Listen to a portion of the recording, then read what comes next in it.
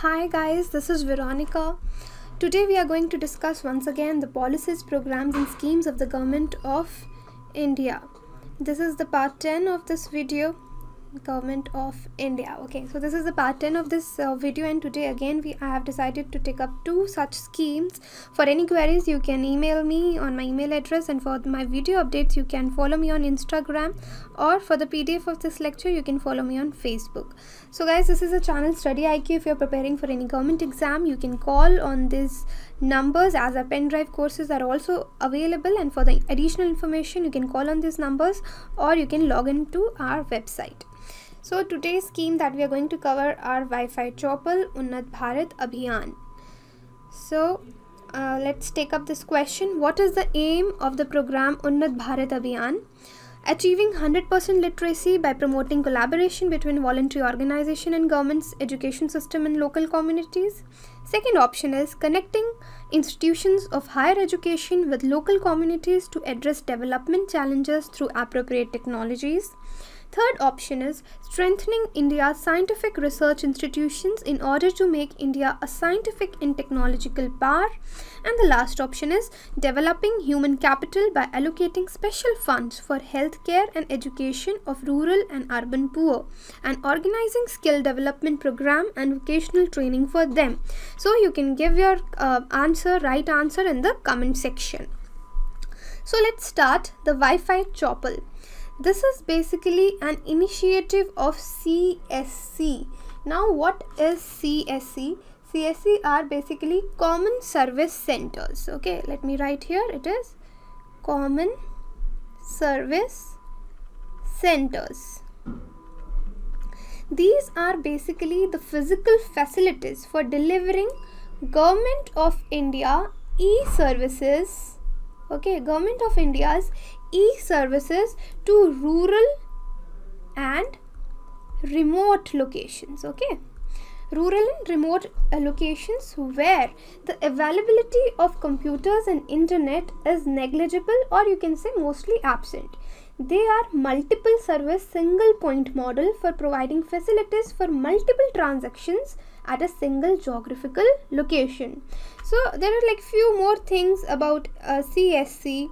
Like these are the access points for delivery of essential public utility services, even the social welfare schemes and the healthcare schemes, financial, educational and agriculture services. Apart from other services, it is also pan-India network catering to regional, geographic, linguistic and cultural diversity of the country. So what government is trying to do through CSC, that government is enabling the government's mandate of socially, financially and digital inclusive society. Okay, so this was just about CSC, as it is an initiative of CSC, so it was important for you to know what is CSC. It is actually already a project. Okay, this is already a project under Digital India program. Now let's talk about Wi-Fi Chaupal.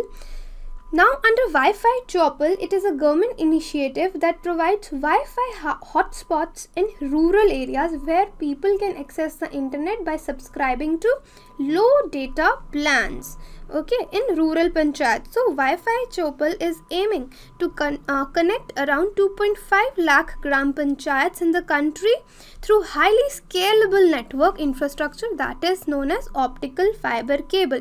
Now what is optical fiber cable?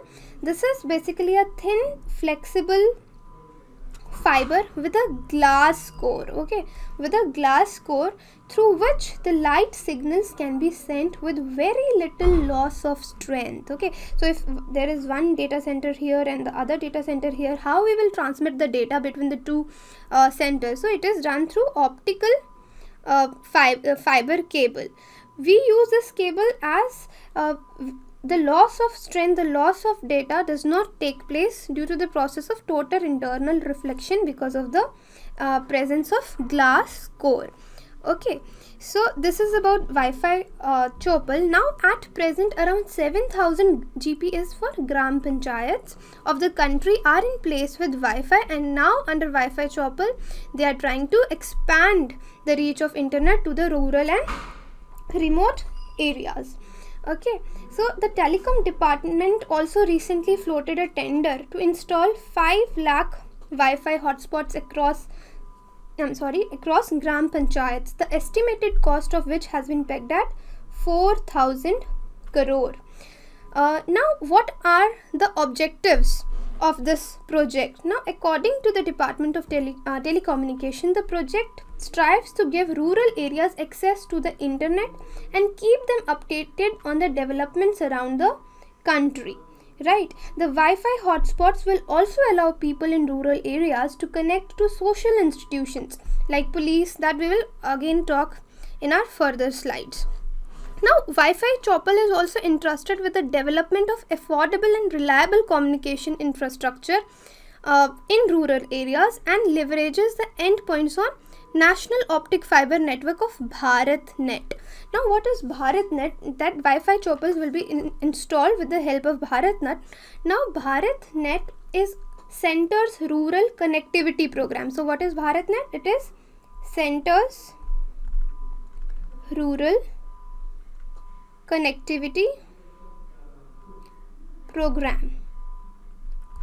Ignore my handwriting. So it is Center's Rural Connectivity Program, which is implemented by BBNL.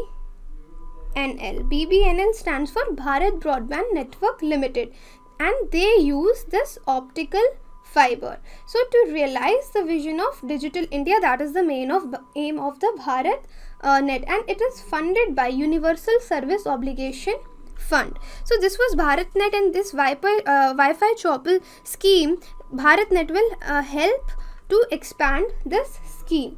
Okay. Now the tariff plans range are also very cheap, like from rupees 10 to rupees 950 for period of 10 days to 28 days. The minimum Wi-Fi plan costs rupees 10, under which the user can even avail the 500 MB internet data. Now, which kind of services will be available under Wi-Fi Chopal? Under the scheme, the official websites, people will be offered Wi-Fi hotspots in their villages, internet services at home, the internet services of purpose for carrying out official work or business activities, and even the Wi-Fi service provided through these hotspots will also allow user to make voice calls using the broadband. Now, about the installation of such programs, where the population is around up to 1000, you can say, one Wi-Fi hotspot will be installed, and if the population is 1000 to 3500, then 2 Wi-Fi hotspots will be installed. If the population is from 3500 to 7500, 3 Wi-Fi hotspots will be launched, and then if it's above 12,000, 5 Wi-Fi hotspots will be installed. And where the BharatNet infrastructure is not available, then the government has even signed a parallel agreement with the service providers like Airtel and Vodafone to utilize their infrastructure to provide connectivity in the gram panchayats. So in addition to the Wi-Fi based services, CSC, the Community Service Center, is also providing some additional services like internet at home, I told you, internet for offices, optical fiber maintenance also. So this is about Wi-Fi Chopal services. And yeah, one more thing, that with the Wi-Fi choppers, one more advantage is there for the the village people, the general villagers, that they will be connected to the last mile government agencies as customers. Okay, they will get the strong connectivity also to the 5 Ps. What are the 5 Ps? Like the post office. These are the main essentials in an area, in a village, in a rural setup. Post office, police station, primary health center, panchayat office, primary school. So you can also add, such a point gives you extra marks when you write the 5 Ps of the village. Okay, let's move to the next scheme, that is Unnat Bharat Abhiyan. It is launched by Ministry of Human Resource Development. It is the second edition of Unnat Bharat Abhiyan. Now, what is the vision of this? What is the purpose of Unnat Bharat Abhiyan? The vision to transform India. What is the vision? That it is inspired by the vision of transformational change in rural development processes by leveraging knowledge institutions to help build the architecture of an inclusive India. And how it can be done? Basically, there is an intention to enrich the rural India. Here we are talking for a vision, we need to set up a mission, and the mission of Unnat Bharat Abhiyan is to enable higher educational institutions to work with the rural people, okay, to work with the rural people, rural India, in identifying development challenges and evolving appropriate solutions for accelerating sustainable growth. Okay, and another aim of this program is to create a virtuous cycle between society, okay, between society and academic system, between society and academic system, by providing knowledge and practices for emerging professions, and to upgrade the capabilities of both the public and private sectors in responding to the development needs of the rural India. So this is the mission, like the higher educational institute with the latter providing the knowledge and technology support to improve the livelihoods of the rural areas, to upgrade the capabilities of both public and private organizations in the society. Now there was a first edition of Unnat Bharat Abhiyan also, where lesser number of higher educational institutes were involved, but now it has extended up to 750 reputed higher educational institutes, both public and private of the country, are a part of this scheme. IIT Delhi has been designated as National Coordinating Institute for this program. So what is the structure of this program? Let me draw here. Like at the apex, it is the Ministry of Human Resource and Development. Then there is a National Steering Committee. Then the institutes, the higher, this IIT Delhi, that is the National Coordinating Institute. Let me write here, IIT Delhi, that is a National Coordinating Institute.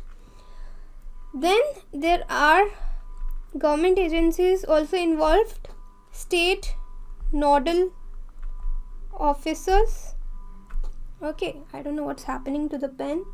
IIT Delhi. Then there are monitoring institutions. Then there are subject expert groups. Subject expert groups. Then there are many other participatory institutions which will adopt many clusters of villages. Okay, clusters of villages or panchayats, and in between district administration will be involved, panchayati raj institutions will be involved, and many voluntary organizations will be involved. Like if the students have finally identified the problems and have suggested various ways, then the implementation can only take place when the district administration is involved, panchayati raj institutions are involved, and voluntary organization. All three, they all are working together to implement those solutions, right? So now this is an HRD Ministry's initiative. Okay, now Unnat Bharat Abhiyan basically is a flagship program also, and it is significant initiative where all higher learning institute have been involved for participation in development activities. Now I have shown you the structure, also how it's going to work. So basically the only objective of the scheme is to engage the faculty and students. This is the objective of the program, to engage the faculty and students of higher education institutions in understanding the rural realities, the living conditions of the adopted villages, that are the rural realities. Later they should identify and select the existing innovative technologies and enable customization of technologies or devise implementation methods for innovative solutions as required by the people of the villages, those they have adopted, right? So to allow higher education institution to contribute to devise systems for smooth implementation of various government programs, such knowledge inputs would make their way into the development programs in rural India. This is one of the very good schemes I have seen over the period of time.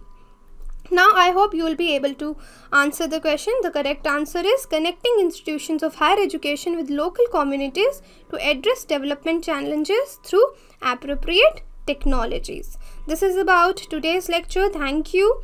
For any queries or my video updates, you can contact me on social network, and even I have a group on Telegram. You can contact me there also. Thank you.